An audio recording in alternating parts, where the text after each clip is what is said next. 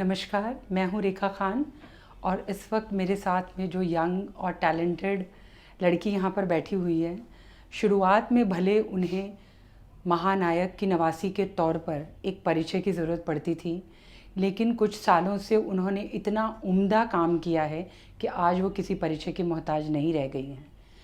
नव्या ने फिल्म परिवार से होने के बावजूद अपनी एक अलग राह चुनी। आज वो देश की बहुत ही यंग एंटरप्रेन्योर हैं। नवेली नाम से वो एक बहुत ही कमाल की पहल चलाती हैं, जिसमें कि तमाम महिला मुद्दों को, महिला के संघर्षों की बात होती है। और इन दिनों वो जो बहुत ज़्यादा चर्चा में हैं, वो है उनका एक नया podcast show what the hell Navya. तो ऐसी नव्या नवेली का मैं रेखा खान नवभारत टाइम्स में बहुत बहुत स्वागत करना चाहूँगी और बहुत आपको बधाई देना चाहूँगी। तो नव्या, जब हम बोलते हैं ना कि हेल, व्हाट द हेल, ये आजकल जो ये है ना कि ये एक यंगस्टर का एक बड़ा कमाल का ये है। मतलब पहले तो हेल बोलना एक बड़ा बुरा माना जाता था। तो मैं वही जानना चाहूँगी कि हम इसका सीज़न 2 में हैं, ये हम इसका पहला सीज़न देख चुके हैं और पहले सीज़न को बहुत ही पसंद किया गया और अब ये दूसरा सीज़न है। तो क्या इस सीज़न में नया है, और कहते हैं ना कि व्हाट द हेल, इसको आप कैसे एक यूथ, एक शो या एक अपने नज़रिए से आप इसको कैसे कनेक्ट करेंगे? जी हाँ, जैसे कि आपने बोला कि पहला सीज़न जो था व्हाट द हेल नव्या का, उसके लिए हमें बहुत प्यार मिला, बहुत सपोर्ट मिला, लोगों को बहुत अच्छा लगा। पहला सीज़न वाकई सिर्फ ऑडियो के माध्यम से लोगों तक पहुंचा। तो इस सीज़न में हमने नया जो किया है कि अभी वीडियो लाया है हमने। अभी आप ऑडियो के साथ वीडियो भी देख सकते हैं हमारा। तो यूट्यूब पे अभी अगर आप हमारे चैनल पे जाए तो वहाँ पे सारे एपिसोड्स के वीडियोस हमने रिलीज़ किए हैं। तो वो पहले सीज़न में नहीं था। इस सीज़न में हमने ये भी कोशिश की है कि जो पहले सीज़न के जो विषय थे, जो टॉपिक्स जिस पर हम बातचीत कर रहे थे, हम यही कोशिश की है कि इस सीज़न में हम उसके थोड़ा इन डेप्थ में जाए, उसको और गौर से सोचकर समझकर समझे और उन्हीं विषयों पर बात करें। हमने ये भी कोशिश की है कि कोई नए टॉपिक्स जो आई थिंक, जैसे कि आपने बोला कि इस पीढ़ी के लिए बहुत रेलेवेंट है, जो कि इस जनरेशन के जो बच्चे हैं, जो सोचते हैं, जो रोज़ की ज़िंदगी में उनके जो एक्सपीरियंसेस हैं, हमने उन्हीं टॉपिक्स को पिक कर कर इस सीज़न में बात करने की कोशिश की है। तो आई होप के लोगों को अच्छा लगे सुनकर। आई होप के जो हमारा कॉन्वर्सेशन रहा है, जो बातचीत हुई है नानी और मॉम के साथ, आई होप कि उससे लोग कुछ ले जाए साथ में, कुछ समझे। और हमने एक स्पेशल गेस्ट भी इस सीज़न में, एक एपिसोड पर हमने एक स्पेशल गेस्ट को भी बुलाया है। तो उसका एपिसोड कल रिलीज़ होने वाला है। तो ये भी एक नई चीज़ हमने की है, क्योंकि लास्ट सीज़न और इस सीज़न में सिर्फ हम तीनों थे, लेकिन एक एपिसोड स्पेशल होगा जहाँ पे कोई और भी हमारे साथ बैठकर बात करने वाला है। तो हम उसके लिए बहुत एक्साइटेड हैं। क्या बात है। और नव्या, मैं आपसे ये डेफिनेटली जानना चाहूँगी, ये तो सबके मन में एक क्यूरियोसिटी होती है कि जब आप इतने बड़े फिल्मी परिवार से होते हो और आप इतने गुड लुकिंग होते हो और इतने टैलेंटेड होते हो, तो लोगों को लगता है कि भाई ये तो हीरोइन ही बनेगी। मतलब एक होता है ना कि ग्लैमर में ही है, क्योंकि इनकी विरासत रही है। लेकिन आपने एक अलग राह चुनी, मतलब एक यंग एंटरप्रेन्योर बनना, और वो भी एक मुद्दों के साथ में आना, वो एक बहुत अलग था। तो ये आपने क्यों चूज़ किया, इसका चुनाव? आई थिंक पहले तो ये जिस फील्ड में आई हूँ मैं, जो बिज़नेस या एंटरप्रेन्योरशिप में, मेरे फादर की साइड की फैमिली सालों से बिज़नेस करती आ रही है। हमारा एक फैमिली बिज़नेस भी है, हम ट्रैक्टर्स बनाते हैं। तो मेरे दादा, परदादा, मेरे फादर, मेरी दादी, उन्होंने सब में बिज़नेस में ही काम किया है। तो वाकई एक साइड फैमिली की एंटरटेनमेंट और फिल्म इंडस्ट्री में है, लेकिन एक साइड बिज़नेस में हमेशा से रही है। तो शायद मेरा इंटरेस्ट और मोटिवेशन उसी साइड पर, शायद मुझे उसमें ज़्यादा इंटरेस्ट या दिलचस्पी हुई, इसलिए मैंने चूज़ किया कि मुझे भी एंटरप्रेन्योरशिप का रास्ता चुनना था और उस पर आगे बढ़ना था। तो मौका मिला वो करने के लिए। तो बहुत खुश हूँ कि मैं जो करना चाहती थी वो मैं कर पा रही हूँ। और नहीं तो वैसे कभी इंटरेस्ट नहीं था मुझे फिल्म्स ज्वाइन करने में, एक्टिंग ज्वाइन करने में। और आपने बोला कि आपने बोला कि खूबसूरत औरत है तो लोग सोचते हैं कि हीरोइन बनेगी, लेकिन आप भी हीरोइन क्यों नहीं बने? फिर आप भी बहुत ही ज़्यादा खूबसूरत है। शुक्रिया, आपसे ये कॉम्प्लीमेंट मिलना मेरे लिए दिन बना दिया है। शुक्रिया जी। बहुत बिल्कुल आपने एक बहुत सही मुद्दा आपने रखा है कि बहुत सारी हमारे समाज में ना औरतों को लेकर के बहुत सारी धारणाएं चलती हैं जी। एक कंसेप्शन, मतलब एक बन जाता है कि एक धारणा बन जाती है कि यह तो ऐसा ही है। खैर उस पर हम आगे बात करेंगे। लेकिन मैंने आपके पॉडकास्ट का ट्रेलर देखा और मैंने देखा कि मुझे बहुत ही कमाल का लगा ट्रेलर में जितना भी था। मैंने देखा कि आपकी मॉम और आपकी नानी जैसे बात कर रही थी, जैसे कि आपकी नानी ने कहा कि फिजिकल अट्रैक्शन एक रिलेशनशिप के लिए बहुत ज़रूरी है। ये हम सालों से जान रहे हैं, हमारे देवी देवता, हमारे पुराण सब में लिखा है, लेकिन इसको हम मानते नहीं है, उसको हम इतना खुला नहीं बोलते हैं। तो आप क्या सोचती हैं इन मुद्दों पे? क्योंकि फिजिकल रिलेशनशिप या सेक्स वाले जहाँ पर बात आता है ना, तो उसको बड़ा टैबू बना दिया जाता है। जी, नहीं, मुझे लगता है कि सबका प्यार का मतलब अलग होता है। वो सब जो प्यार जो उनका डेफिनेशन होता है प्यार का, वो सबके लिए अलग अलग चीज़ें होती हैं। कई लोगों के लिए जो उनका डेफिनेशन होगा मेरे डेफिनेशन से अलग है। तो मुझे लगता है वो बहुत पर्सनल चीज़ होती है प्यार करना किसी से। और आई थिंक कि सबका डेफिनेशन, जैसे मैंने बोला, अलग है, बहुत पर्सनल होता है। उनकी लाइफ के एक्सपीरियंस के थ्रू उनका डेफिनेशन क्रिएट होता है। तो उस पर मुझे नहीं पता कि लोगों का क्या डेफिनेशन है, लेकिन आई थिंक हमारे पॉडकास्ट में भी हमने बात की। हमारा 2nd एपिसोड जो था उसका टॉपिक और विषय प्यार के ऊपर था। और आई थिंक कि प्यार सिर्फ रोमांटिक नहीं होता है, हम दोस्तों से भी प्यार करते हैं। हम प्यार का डेफिनेशन हमेशा सिर्फ रोमांटिक नहीं होता है। हमारे दोस्त इतने हैं, हम हमारी फैमिली से प्यार करते हैं, हम हमारे काम से प्यार करते हैं, या हमारी हॉबीज़ होते हैं जिससे हमें प्यार होता है। तो आई थिंक कि मेरा डेफिनेशन वही है। उसको एक ब्रैकेट में नहीं डालना चाहूँगी, क्योंकि वो एक ऐसा शब्द है जिसके मायने और मतलब और मीनिंग्स इतने अलग हैं कि उसको मैं एक ही डेफिनेशन नहीं दे पाऊँगी। लेकिन वो एपिसोड अगर आपने देखा होगा तो हम तीनों ने बात की है कि आज के ज़माने में मॉडर्न लव क्या होता है, इस पीढ़ी के जो बच्चे हैं, जनरेशन के बच्चे हैं, उनके लिए प्यार क्या होता है। तो मैं वही बोलूँगी कि आप डेफिनेटली वो एपिसोड देखिए अगर आपने देखा नहीं है, क्योंकि हमने ऐसी बहुत बातें की हैं उसमें डेफिनेशन ऑफ लव के बारे में। या स्पेशली मेरे नानी और मॉम से मैंने पूछा है कि उनके ज़माने में प्यार का मतलब क्या होता था, या जैसे कि आपने बोला रिलेशनशिप्स कैसी होती थी, आज रोल्स क्या हैं जो अलग हुए हैं मॉडर्न डे में एक औरत और एक आदमी के बीच में। तो ये सारी चीज़ों के बारे में हमने चर्चा की है। तो मैं यही बोलूँगी कि आप डेफिनेटली उस एपिसोड को सुनिए, आपको बहुत ये सारे सवालों के जवाब मिल जाएंगे आपको। एंड पर्सनली आप मैरिज इंस्टीट्यूशन के बारे में क्या सोचती है? आज की पीढ़ी तो शादी नहीं करना चाह रही, हमने इस पर बहुत सारे आर्टिकल किए हैं जी। आप क्या सोचती हैं?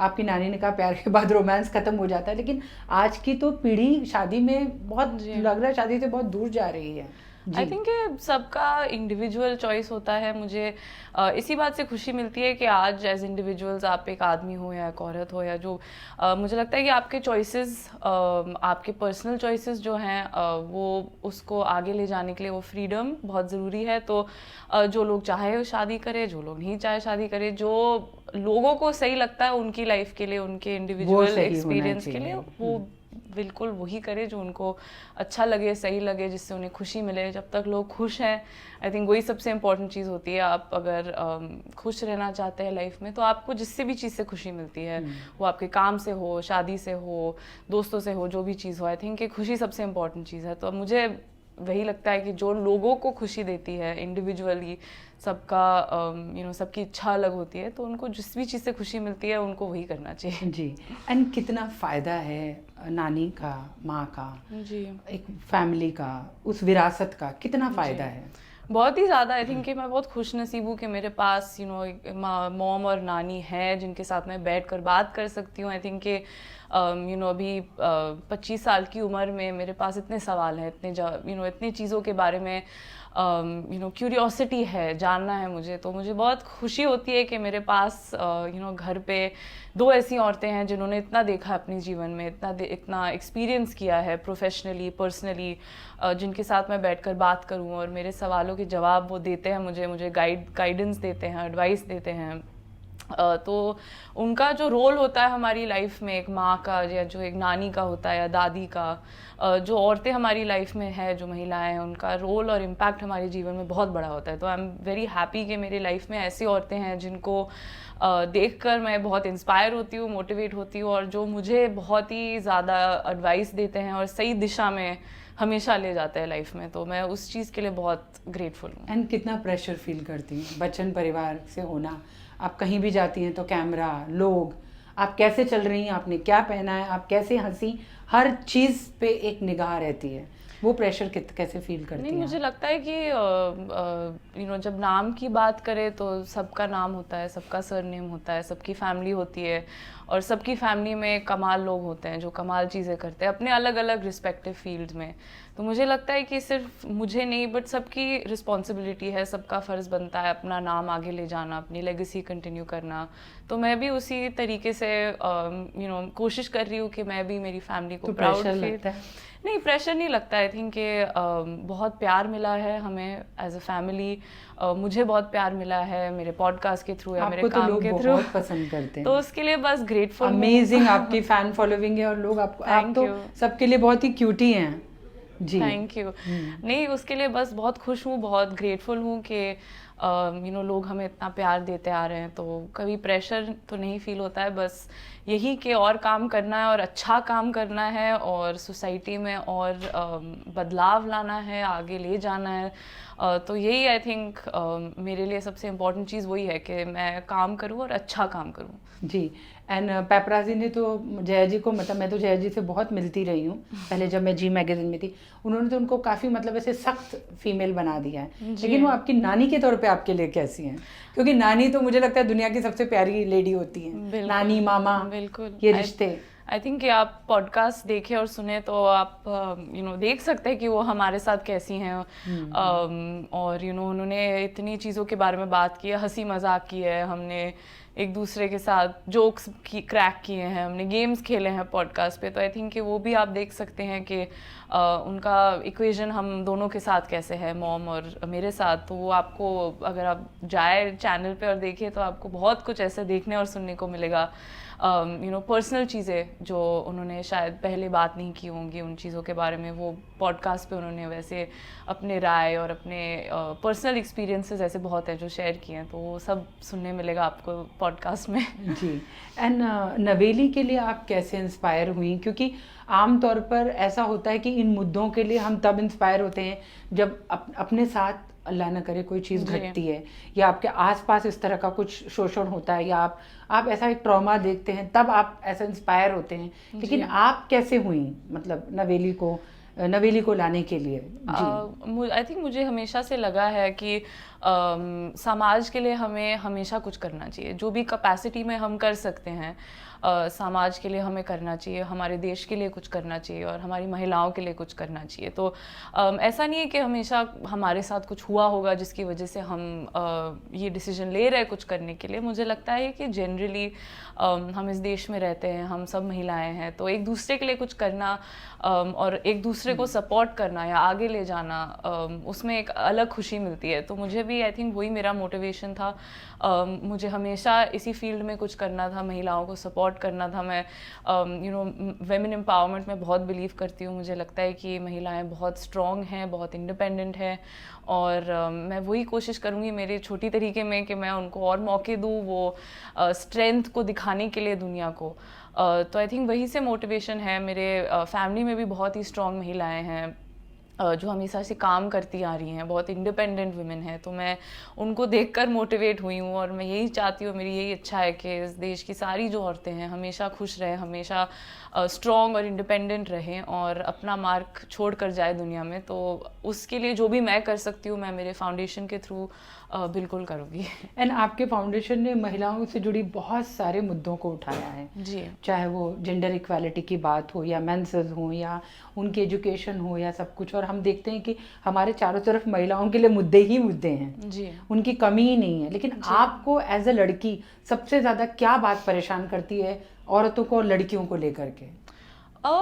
आई थिंक कि जो काम हम करते हैं हमारे फाउंडेशन के थ्रू, वो बहुत 4 एरियाज़ में फोकस्ड हैं: एजुकेशन, एंटरप्रेन्योरशिप, लीगल अवेयरनेस और हेल्थ केयर। आई थिंक ये 4 जो एरियाज़ हैं, इन एरियाज़ पे मुझे लगता है कि हमें और कुछ करना चाहिए। अभी बहुत इम्प्रूवमेंट हुआ है हमारे देश में औरतों के लिए, हम बहुत आगे गए हैं as a country, as a society, as women. हमने बहुत कुछ देखा हुआ है। हमारी औरतें अभी इंटरनेशनल लेवल पर एथलीट्स बनी हैं या इतना कुछ अच्छा कर रही हैं। तो आई थिंक कि हमारे पास आज बहुत सारे रोल मॉडल्स हैं, फीमेल रोल मॉडल्स, जो इस देश से आए हैं। तो मैं यही चाहती हूँ कि ऐसी और महिलाओं को मौका दें, हम ऐसी और महिलाओं को सपोर्ट करें। जैसे कि अभी हमारा विमेंस IPL शुरू हो रहा है, विमेंस एथलीट्स भी अभी आज कमाल कर रही हैं, इंटरनेशनल लेवल पर मेडल्स जीत रही हैं। तो मैं यही चाहती हूँ कि हम उनको सपोर्ट करते आए, उनको। लेकिन सबसे ज़्यादा कौन से एरिया में काम करने की ज़रूरत है? आई थिंक कि शायद अगर हम सोशल मीडिया की बात करें तो ये सिर्फ महिलाओं पे स्पेसिफिक नहीं है, बट मैं यही चाहती हूँ कि हम सोशल मीडिया पर बॉडी शेमिंग ना करें, या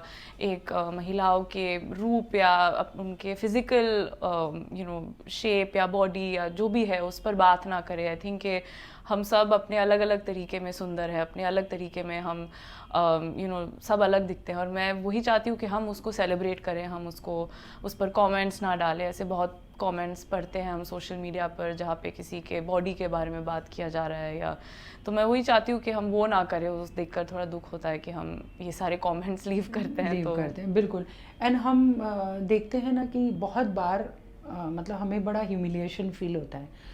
समटाइम्स ऐसा नहीं है ज़रूरी कि एवरी टाइम वो ह्यूमिलिएशन हम पे डायरेक्ट आए, लेकिन कई बार वो हम बड़ा अंडर करंट उसको फील करते हैं। आपने कभी किसी तरह का, एक लड़की होने के नाते, किसी भी तरह का आपको क्या चीज़ ह्यूमिलिएट करती है अपने आसपास? या बहुत सारी चीज़ें, ज़रूरी नहीं कि मुझे बोला जाएगा रेखा खान मतलब मुझे नीचा दिखाया जाए जी, लेकिन होता है बहुत बार हमको लगता है अरे यार ये कैसा औरतों लड़कियों के बारे में। कौन सी चीज़ आपको ऐसा फील कराती है? आई थिंक जो पहला मुद्दा हमने जो फाउंडेशन की शुरुआत एक्चुअली मेंस्ट्रुअल हाइजीन से हुई थी, और हमने पहला प्रोजेक्ट हमारा जो किया था इसी के ऊपर किया था कि मेंस्ट्रुएशन अवेयरनेस के ऊपर, कि कहाँ एक जो लोग बात नहीं कर रहे थे मेंस्ट्रुअल हाइजीन के बारे में, या उनको लग रहा था कि ये गंदी चीज़ है, या जो खून मेंस्ट्रुअल जो ब्लड है माहवारी का, वो बोल रहे थे कि अरे ये, उसके ऊपर इतने सारे मिथ्स और टैबूज थे कि एक लड़की स्कूल नहीं जा पा रही है क्योंकि बिकॉज ऑफ मेंस्ट्रुएशन, या किचन में नहीं जा सकती बिकॉज शी इज़ मेंस्ट्रुएटिंग। तो ये सारी चीज़ें मेरे लिए बहुत करीब रही हैं हमेशा से। हमने शुरुआत इसी मुद्दे से लेकर की है हमारी फाउंडेशन की। तो I think menstrual hygiene awareness overall as a topic एक चीज़ ऐसी है जिससे लेके बहुत हीनता दिखाई गई है औरतों को। तो मैं उस पर काम, अगर कितने घरों में भाई आप अंदर नहीं आ सकते, मतलब उसके इतने लेवल है ना कि पूछो मत। जी। तो वही आई थिंक वो एक बड़ा विषय है जिस पर हम अभी तक बदलाव लाने की कोशिश कर रहे हैं, और बहुत कर सकते हैं। बदलाव तो आया है, बहुत ही आया है। अब मेडिकल में आपको पेपर पे लपेट के नहीं है, हम सीधे बोलते हैं कि भाई हमें दे दो, सैनिटरी पैड दे दो। पहले उसको लिपेट के एक काली थैली में डाल के ऐसे दिया जाता था चोरों की तरह। आई थिंक कि उसके बारे में चर्चा भी बहुत हो रही है सोशल मीडिया पे, या लोग उस पर बात कर रहे हैं, तो वो अच्छी बात है। लेकिन और भी बहुत हमेशा हो सकता है, तो मैं वही चाहती हूँ कि इसमें और बदलाव आए। एंड आपका इसी के तहत एक और पहल है, stand up against street harassment, जो कि हम डे टू डे मतलब कहीं ना कहीं पर फील करते हैं। जी। आपने कभी पर्सनली इस तरह का फील किया है कहीं भी, एक हल्की सी कोई छेड़खानी की? क्या आज आप चेहरा हैं, लेकिन सबको पता, अब जैसे मैं जा रही हूँ तो सबको थोड़ा ना पता है कि ये कोई एडिटर है, वो तो बाद में पता चलता है। लेकिन पहले तो एक औरत को या लड़की को उसी निगाह से देखा जाता है ना, जो छेड़खानी करने वाले जो लोग होते हैं। तो स्टैंड अप की जो बात की आपने, ये एक प्रोजेक्ट है बाय लॉरियल पेरिस, एक ब्रांड जिनके साथ मैं काम करती आ रही हूँ 2 साल से। तो उनका एक ये प्रोजेक्ट है, वो सालों से ये प्रोजेक्ट करते आ रहे हैं एज अ ब्रांड। तो मैं उनके साथ जब 2 साल पहले जुड़ गई थी, तो मैं भी अभी इस विषय के ऊपर हमने बहुत कुछ काम किया है 2 साल में। और ये विषय बेसिकली एक ट्रेनिंग प्रोग्राम होती है जहाँ पर हम ट्रेनिंग देते हैं कि अगर आप एज अ बाई स्टैंडर, मतलब अगर आपके साथ नहीं हो रहा है तो आप अगर देख रही हैं पब्लिक स्पेस में कि किसी महिला के साथ ये हो रहा है, तो आप कैसे इंटरवीन कर सकती हैं, आप कैसे स्टेप इन करके आप ऐसे कौन से एक्शंस ले सकती हैं जिससे वो सिचुएशन रुक जाए या आप उनको मदद करें। तो यही stand up against street harassment जो कैंपेन था, हमने यही से शुरू किया था। तो ये ट्रेनिंग्स जो है हमने कई कॉलेजेस में किए हैं बच्चों के साथ, सिर्फ महिलाओं के साथ नहीं लेकिन मर्दों के साथ भी की है। और ये बहुत इंपॉर्टेंट चीज़ होती है आई थिंक कि एक सोसाइटी में, एक इकोसिस्टम में अगर एक सेफ और सुरक्षित जगह बनानी होती है तो महिलाओं की भी रिस्पॉन्सिबिलिटी होती है, मर्दों की भी रिस्पॉन्सिबिलिटी होती है। हमें साथ में मिलकर महिलाओं को सेफ फील कराना चाहिए। तो इस कैंपेन का मकसद यही था कि हम कैसे ये ट्रेनिंग दें, लोगों को कैसे समझाएं कि आप ऐसे ऐसे स्टेप्स ले सकते हैं जिससे आप किसी को बचा सकें एक सिचुएशन से या हरासमेंट को रोक सके। तो ये बहुत ही पावरफुल कैंपेन है, मुझे लगता है कि सबको ये ट्रेनिंग लेनी चाहिए। बिल्कुल लेनी चाहिए। आप कभी, मतलब मैं वही मेरा सवाल था कि आप कभी इस तरह की चीज़ से गुजरी हैं? मुझे लगता है हरासमेंट की जो भी बात होती है तो सिर्फ फिजिकल नहीं होती है, आप देखते हैं ऑनलाइन भी बहुत हरासमेंट होती है। आप देखते हैं कि बहुत लोग कमेंट्स डालते हैं ऑनलाइन, हरासमेंट हमें लगता है सिर्फ फिजिकल होता है। तो अगर आप देखिए सोशल मीडिया पे इतनी नेगेटिविटी फैली रहती है, लोग वहाँ पर भी एक दूसरे को बहुत हरास करते हैं। तो शायद पर्सनली मैंने ये सारी चीज़ें नहीं एक्सपीरियंस की होंगी, बट देखा तो होगा हमने इंस्टाग्राम के थ्रू, या कहानियाँ सुनते रहते हैं हम, या लोगों की एक्सपीरियंसेस सुनते हैं, तो उस तौर पर मैंने लोगों की एक्सपीरियंसेस सुनी है। बट फिर भी मुझे लगता है कि ये बहुत ही अच्छा कैंपेन है, बहुत पावरफुल कैंपेन है। लोगों को इसको ट्रेनिंग लेनी चाहिए और as a citizen and part of society, हम जो मेंबर्स हैं सोसाइटी के, उस तौर पर हमें ये ट्रेनिंग लेनी चाहिए ताकि हम और सुरक्षित जगह बना सकते हैं हमारी। हम लोगों ने कितने, बिल्कुल, हम लोगों ने कितने सारे मुद्दों पर बात की, लेकिन नव्या, मैं आपसे ये जानना चाहूँगी कि आपके लिए सबसे ज़्यादा प्राउड मोमेंट क्या था एज अ लड़की, एक लड़की के लिए? क्योंकि एक लड़की के लिए जो छोटी छोटी चीज़, कदम बढ़ा करके आगे जाना, और कुछ बोलते हैं ना कि अगर वो अपना ग्रेजुएशन भी पूरा करती है तो वो भी एक बड़ा प्राउड होता है जी। हम अपने आसपास जब देखते हैं, क्योंकि लड़कियों की लड़ाई थोड़ी अलग तो होती ही है जी। तो आपके लिए सबसे ज़्यादा प्राउड मोमेंट क्या रहा है? प्राउड मोमेंट तो अभी मुझे नहीं लगता कि मैंने इतना कुछ किया है लाइफ में जिससे मैं प्राउड फील कर सकूं। अभी 3 साल हुए हैं मेरा काम 3 साल पहले शुरू हुआ है। अभी मुझे ऐसा लगता है बहुत कुछ करना बाकी है। बट आई थिंक मुझे यही खुशी मिलती है कि जब मेरी फैमिली मुझे सपोर्ट करती है या वो खुश हो जाते हैं मेरा काम देखकर। आई थिंक वो मेरे लिए बहुत प्राउड फीलिंग है, क्योंकि हम जो भी करते हैं हमारी लाइफ में हमारी फैमिली के लिए करते हैं। तो जब वो खुश हो जाते हैं या जब उनको अच्छा लगता है कि मेरे साथ कुछ अच्छा हुआ है काम के तौर पर, तो उससे मुझे बहुत खुशी मिलती है। उससे तो कोई ऐसा पर्टिकुलर मोमेंट था? नहीं, आपने जैसे बोला मेरे ग्रेजुएशन पर बहुत खुश थे सब। अच्छा। जब मुझे डिग्री मिली कॉलेज से। आपने तो बहुत अलग अलग जगह पर पढ़ाई करी है, मैंने देखा। जब देखा मैं ग्रेजुएशन मेरा कंप्लीट हुआ और मुझे डिग्री मिली तो वो बहुत प्राउड मोमेंट था सबके लिए, वो बहुत खुश थे। तो आई थिंक उसी से मुझे खुशी मिलती है, उनकी खुशी में मेरी खुशी है। एंड एक बहुत अच्छी कमाल की बात है जो पूरे कॉन्वर्जेशन के दौरान, और आप जो भी इस इंटरव्यू को देख रहे हैं और सुनेंगे, आपकी हिंदी माशाल्लाह बहुत अच्छी है। मतलब मैं तो इतने सारे इंटरव्यू करती हूँ और जब कोई आप जैसा हिंदी में बोलता है तो उसके साथ में इतना इंटरव्यू करने में मज़ा आता है। तो मैं वो भी जानना चाहूँगी, नवभारत टाइम्स देश का सबसे नंबर 1 डेली है, तो और उसके लिए मैं आपका इंटरव्यू कर रही हूँ, तो हिंदी, इतनी कमाल की हिंदी के पीछे आप किसके श्रेय देंगी?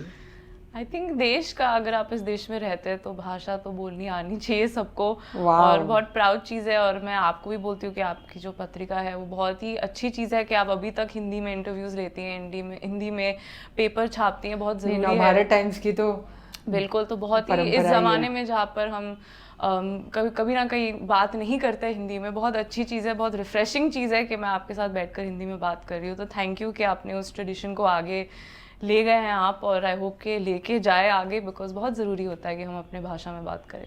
जी। अब अगर मैं ये नहीं पूछूं आपसे तो जो मतलब इंटरव्यू सुनने वाले तो फिर मुझे बहुत कोसेंगे ही।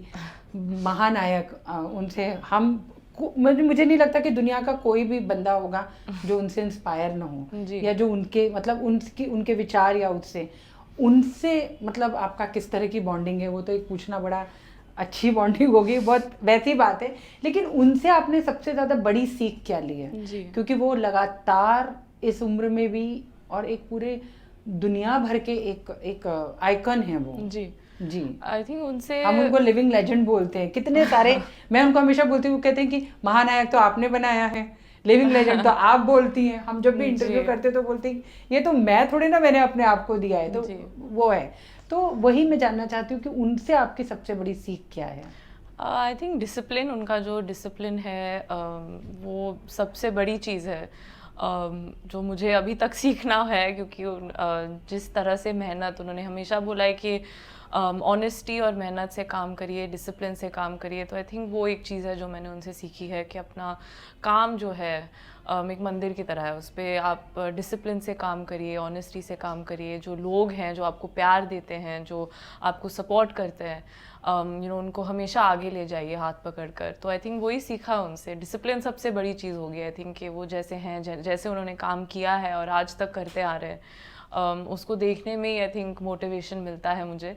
तो वही बोलूँगी, शायद सबसे ज़्यादा उनका जो डिसिप्लिन और वर्क एथिक जो बोलते हैं वो हर कोई बोलता है कि वो सेट पर हमेशा पहले होते हैं। जी, चाहे आप कंगना को पूछो, चाहे आप कोई भी बड़े, चाहे आप अजय देवगन को पूछो, किसी भी आर्टिस्ट को पूछो, जी, अक्षय कुमार को पूछो, तो कहेंगे कि वो तो पहले ही होते हैं सेट पर, जी। ऑलवेज।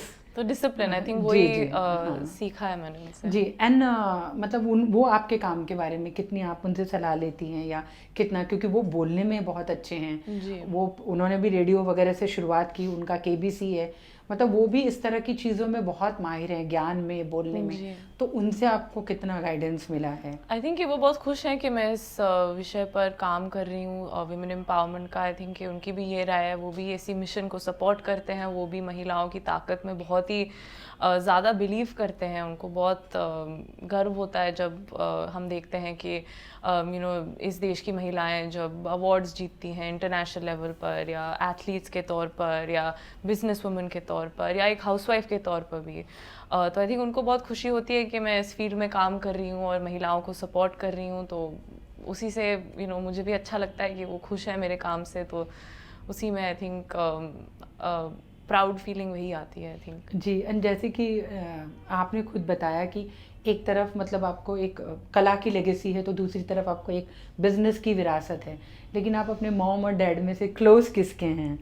किस पर ज़्यादा प्रभाव, नहीं एक होता है ना प्रभाव, किसी के थोड़े लाडले हम ज़्यादा होते हैं। जी जी, जी। नहीं, ऐसा चुनना तो बहुत ही डिफिकल्ट हो जाता है। जैसे कि आपको पूछा, आप दोनों बच्चों में से एक को चूज करें तो चूज ही नहीं कर पाएंगे। आई जी, थिंक जी, कि जी। माँ और बाप का जो रोल होता है हमारी लाइफ में बहुत ही इम्पोर्टेंट रोल होता है। और शायद हम हमारे माँ बाप के पास अलग अलग चीज़ों के लिए जाते हैं। तो मैं बस खुश हूँ कि मेरी लाइफ में है मेरे मॉम और डैड, और दोनों बहुत खुश हैं, बहुत प्राउड हैं, और मैं उसी में खुश हूँ। चूज तो नहीं कर पाऊंगी। ओके। एंड नव्या, कभी ऐसा फ्यूचर में आप सोचती हैं कि कुछ लिखें, राइटिंग, या जिस तरह का काम आप कर रही हैं, या कुछ क्योंकि डायरेक्शन करें, क्योंकि जैसे आप क्रिएट करना, जी मतलब ये जो आपने अपना पॉडकास्ट ये क्रिएट किया, आपने अपना एक कम्युनिटी बनाई, आपने अपना एक संस्था बनाई, जो चीज़ें आप कर रही हैं, तो ये सब क्रिएशन है। जी तो कभी आप सोचती हैं कि कुछ आप स्क्रिप्ट लेवल पे क्रिएट करें, कुछ फिल्म में डायरेक्शन में जाएं, वो आप अपनी बात उस प्लेटफॉर्म पर भी उसके ज़रिए कह सकें? आई थिंक कि जिस अभी रास्ते पे निकली हूँ, पहले वहाँ तो चलूँ मैं। पहले मेरे एंटरप्रेन्योरशिप और बिजनेस के फील्ड में कुछ करूँ अच्छा, कुछ सफलता पाऊँ उस फील्ड में, फिर जाके सोचेंगे कि आगे क्या करना है। फ़िलहाल तो अभी मैं सिर्फ मेरे काम पे फोकस्ड हूँ, औरतों के लिए काम करना चाहती हूँ, मेरे पॉडकास्ट पे, मेरे फैमिली बिजनेस में। तो अभी के लिए तो उस पर ही फोकस है। अभी देखते हैं 10-15 साल बाद अगर कुछ इम्पैक्ट ला पाऊँ मैं इस दुनिया में, फिर आगे जाके देखते हैं कि और क्या कर सकती हूँ मैं। जी। ये फाइनली मेरा आखिरी सवाल है। आमतौर पर जब आपके बारे में जब पढ़ा जाता है तो लोगों को लगता है कि अरे इसको तो कुछ स्ट्रगल का सामना नहीं करना पड़ा होगा, सब कुछ ऐसे होगा, ये इनका ये ऐसा है, ये फैमिली बिजनेस है, इनकी ऐसी विरासत है। लेकिन मैं आपसे जानना चाहती हूँ, आपके लिए क्या चैलेंजेस थे जब आपने अपना रास्ता चुना? तो मैं स्ट्रगल या चैलेंजेस तो नहीं बोल सकती। आई थिंक कि मैं बहुत खुश नसीब हूँ कि जो भी मुझे लाइफ में मिला है, शायद ज़्यादा मिला है जितना मैं चाहती हूँ। मुझे सब दिया गया, मेरी फैमिली ने सपोर्ट किया है मुझे हमेशा हर चीज़ में। तो मैं खुद को बहुत खुश नसीब मानती हूँ। तो मैं नहीं बोलूँगी कि कोई स्ट्रगल या चैलेंज हुआ है। मैं बस खुश हूँ कि जो मेरा सपना था इस फील्ड में काम करने का, वो मैं पूरा कर रही हूँ, और मुझे मौके मिले हैं इतने ज़्यादा। और मौके मिलते जाते हैं, तो मैं यही चाहती हूँ कि उन मौके के फ़ायदा उठाऊँ मैं और उसको 100% एफर्ट दूँ, मेहनत दूँ। तो आई थिंक यही खुशी की बात है। तो कुछ ऐसा कंप्लेंट नहीं है, कुछ चैलेंजेस या स्ट्रगल नहीं है। आई थिंक बहुत ही ज़्यादा खुश नसीब हूँ मैं, जो भी मिला है। जी, तो इसमें और भी मतलब बॉलीवुड की या दूसरे सोशल एरिया से या हेल्थ से या पॉलिटिक्स से, ये दूसरी और भी मजबूत महिलाएं आएंगी आपके प्रोग्राम में? अभी तो सीज़न 2 में आपने देखा हम तीनों ही हैं। अगर लोगों को ये सीज़न अच्छा लगा, अगर उनको पसंद आए, तो फिर सीज़न 3 की बात होगी और फिर जाकर देखेंगे अगर हम और गेस्ट को बुला सकते हैं। लेकिन इस सीज़न में जैसे कि मैंने कहा, एक सरप्राइज़ गेस्ट है, तो आप ज़रूर देखिए वो एपिसोड और बताइए आपको कैसा लगा। जी जी जी। नव्या, मैं बहुत आपकी शुक्रगुजार हूँ क्योंकि Thank मेरे you. बहुत सारे सवाल थे और मेरे तमाम सवालों का आपने बहुत ही सब्र से और बहुत प्यार से जवाब दिया। Thank मैं you. आपको आपके पॉडकास्ट के लिए, आपकी नवेली के लिए, आपके तमाम महिला वाले जो प्रोजेक्ट्स हैं उनके लिए और आपकी भविष्य के लिए मैं आपको बहुत सारी शुभकामनाएं देना चाहती हूँ और मैं आपका बहुत ही शुक्रिया अदा करना चाहूँगी। Thank you. Thank you so Thank you much. so much.